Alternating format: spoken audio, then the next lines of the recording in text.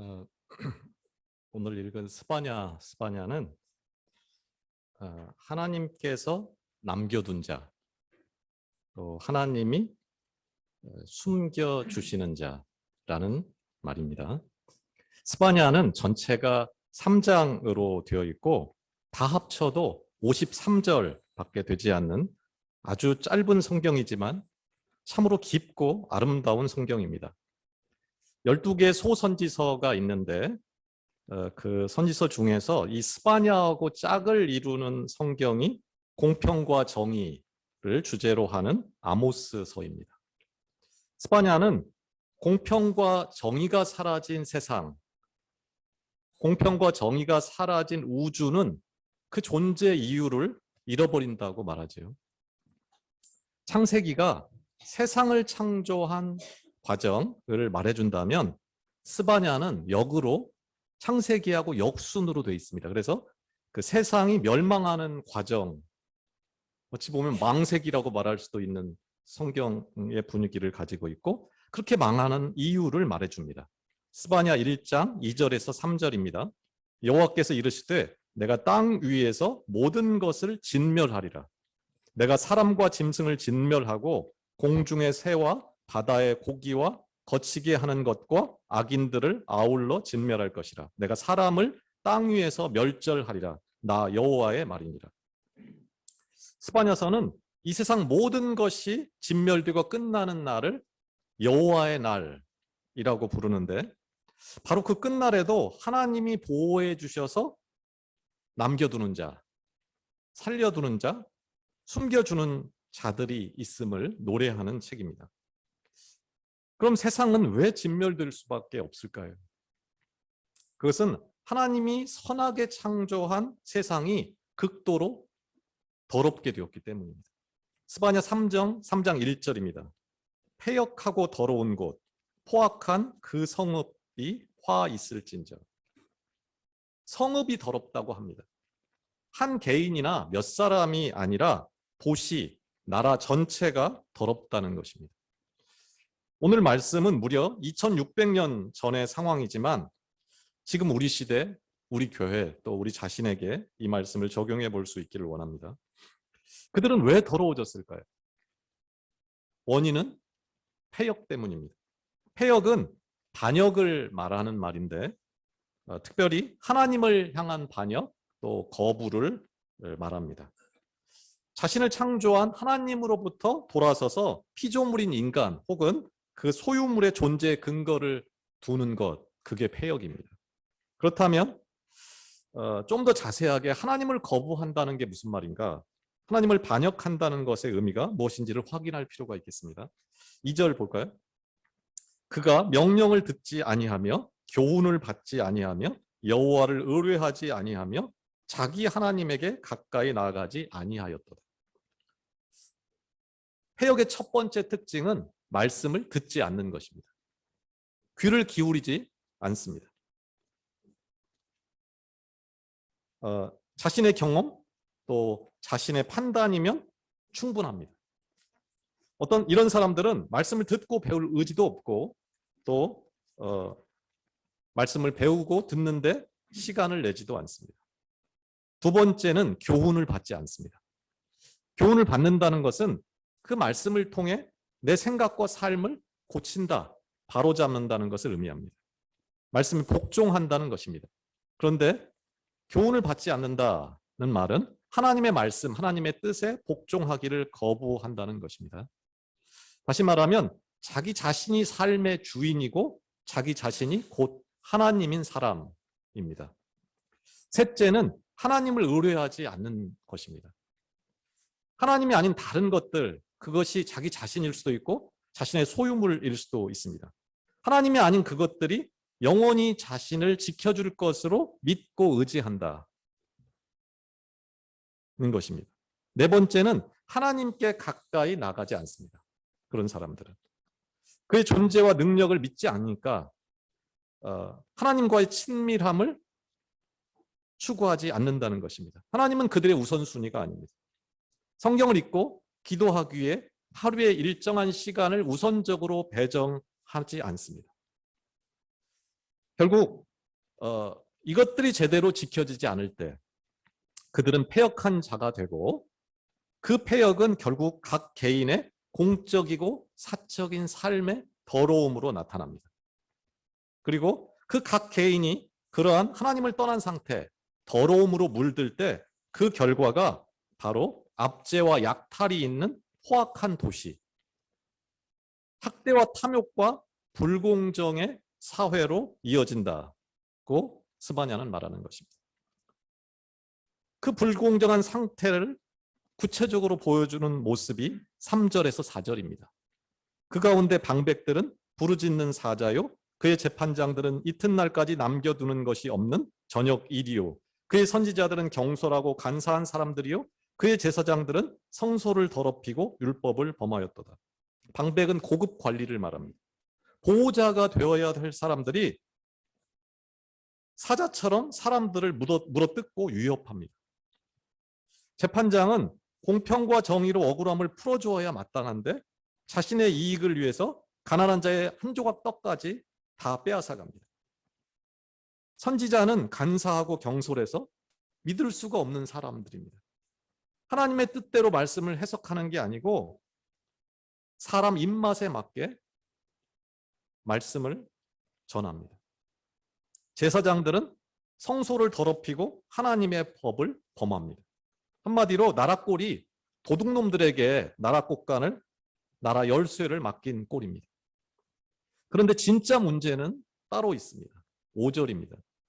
그 가운데 계시는 여호와는 의로우사 불의를 행하지 아니하시고 아침마다 빠짐없이 자기의 공의를 비추시거늘 불의한 자는 수치를 알지 못하는도다. 단순히 더럽기의 문제가 아닙니다. 더러우면 씻으면 되지요. 본질적인 문제는 불의한 자들이, 더러운 자들이 자신의 실제 모습을 모르고 있다는 것입니다. 수치를 안다면, 더러움을 안다면 소망이 있는데 다시 기회를 얻을 수 있을 텐데 그걸 모르니까 날이 갈수록 그 더러움의 정도가 더 극심해 갑니다.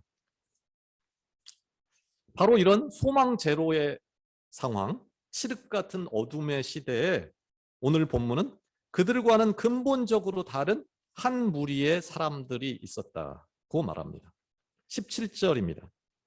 너의 하나님 여호와가 너의 가운데 계시니 그는 구원을 베푸실 전능자이시라. 그가 너로 말미암아 기쁨을 이기지 못하시며 너를 잠잠히 사랑하시며 너로 말미암아 즐거이 부르며 기뻐하시리라 하리라. 본문에는 우리가 보통 생각하는 하나님의 이미지와는 매우 다른 하나님의 모습들이 나타납니다.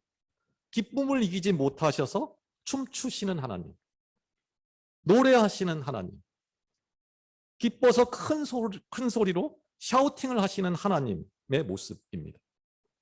대체 누가 하나님으로 하여금 더덩실 춤추게 하고 있는 것일까요? 18절입니다. 내가 절기로 말미암아 근심하는 자들을 모으리니 그들은 내게 속한 자라. 그들에게 지워진 짐이 치욕이 되었느니라. 이 본문에 나타나는 너는 예루살렘을 말합니다. 물론 한 개인에게, 우리 각자 자신에게 적용해도 무방하지만 정확하게 말하면 믿는 자들의 공동체를 말하는 것입니다. 하나님의 성, 하나님의 도시, 하나님의 이름으로 불리는 사람들, 오늘날로 보면 교회를 말하는 것입니다. 그들의 정체는 두 가지로 표현됩니다. 하나는 절기로 말미암아 근심하는 자들이다. 그들은 내게 속한 자들, 곧 하나님께 속한 자들입니다. 여기서 절기라는 말은 정해진 시간, 정해진 장소, 정해진 모임을 표현하는 단어입니다. 문맥으로 볼 때는 예루살렘 성전과 거기서 드려지는 예배를 말하는 것으로 볼 수 있습니다. 따라서 그들은 예배 때문에 또 교회 때문에 근심하는 자들입니다. 이 땅에 공평과 정의가 없어서 근심하는 자들이고, 예배가 정결함이 아닌 더러움의 온상이 되고, 또 하나님을 믿는다고 말은 하면서도 일상의 삶은 사자와 이리떼를 방불한 짐승의 삶을 사는 그들 때문에 근심과 고통에 휩싸인 자들, 그들이 절기로 말미암아 근심하는 자들입니다. 오늘 스바냐는 바로 이들이 하나님께 속한 자가 되어 영원토록 숨김을 받는다 하고 말하는 것입니다.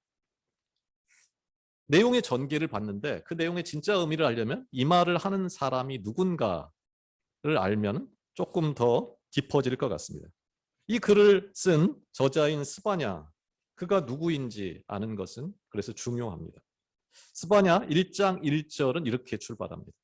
아몬의 아들 유다왕 요시야의 시대에 스바냐에게 임한 여호와의 말씀이라. 스바냐는 히스기야의 현손이요 아마리아의 증손이요 그다리아의 손자요 구시의 아들이었더라.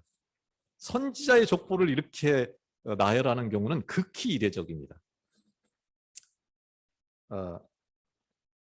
4대까지 거슬러 올라간 것은 그 4대 후에, 그러니까 그 고조 할아버지가, 스바냐의 고조 할아버지가 유대 왕 히스기야였다라는 것입니다. 따라서 그는 왕족입니다. 얼마든지 호사를 누리면서 살 수 있었습니다. 그는 금수저로 태어났고 다른 고위 관리처럼 사자처럼 이리처럼 남의 것을 물어뜯으면서 배부르게 큰 소리치면서 살 수 있었습니다. 얼마든지 다른 사람 부려먹고 갑 중의 갑으로 살 수 있었습니다.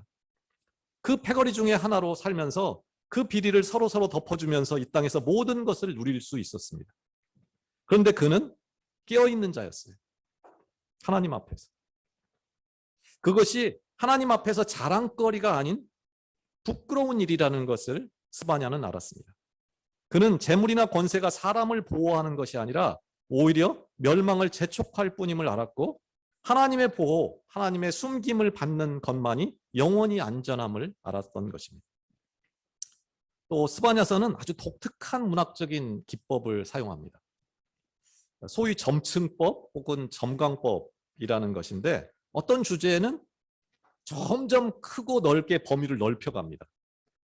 우주 끝까지 한없이 범위를 넓혀갑니다. 또 어떤 때는 우주 끝에서부터 한 점을 향해서 점점 범위를 정밀하게 좁혀옵니다. 이런 관점에서 스바냐서를 요약해 보면은 이렇게 한번 말씀드릴 수 있을 것 같습니다. 이 땅에서 가장 더럽고 추한 자를 향해서 우주의 저쪽 끝에서 지구를 향해 날아드는 엄청난 칼끝이 있습니다. 그 공포의 그 칼은 시간이 지나면서 점점 가속도가 붙습니다. 이제 그 칼끝은 지구로 진입합니다. 그리고 마침내 한 국가로 들어옵니다. 그리고 또 한 도시에 진입하고 그리고 한 도시 성에 진입하고 마침내 웅장한 한 건물로 들어섭니다. 그리고 주저없이 한 사람의 심장을 꿰뚫고 지나갑니다. 모든 사람은 그 사람이 나는 아닐 것이다. 그리고 지금 하는 이 말은 나와 무관한 일이다. 그건 신화 속의 이야기다 라고 생각합니다.